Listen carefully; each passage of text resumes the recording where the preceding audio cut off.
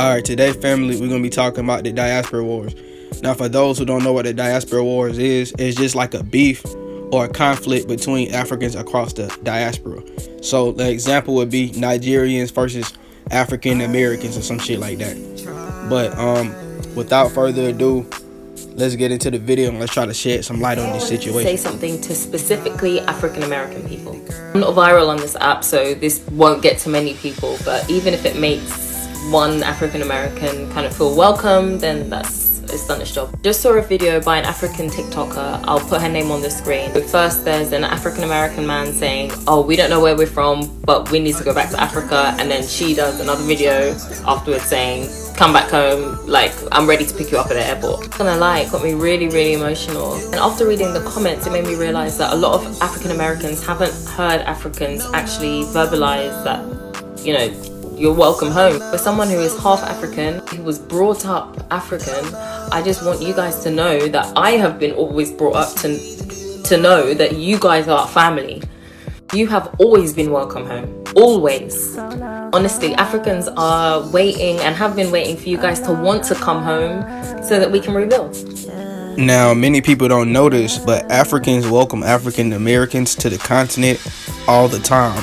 Every year, Ghana does something called the Year of Return, which welcomes Africans from across the diaspora to Ghana, and you actually can get free citizenship.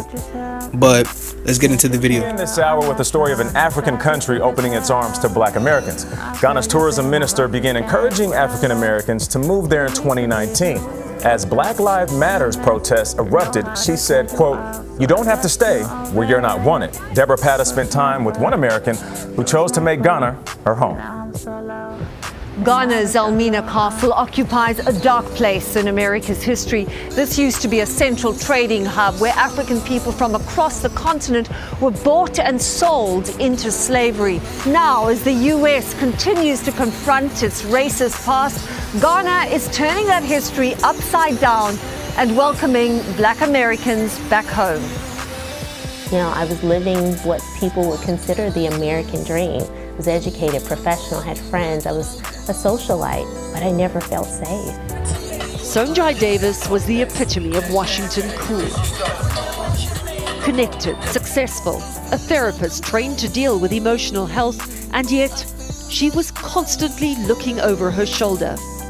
There is just so much unrest. Davis believes trauma is embedded in her DNA, from the transatlantic slave trade to the Tulsa race massacre in 1921, where some of her family were displaced. It was beginning to take an emotional and psychological toll on me. The trauma of racism. It's the trauma. The Diaspora Wars is an offspring of white supremacy. But with that being said, quake out. Peace.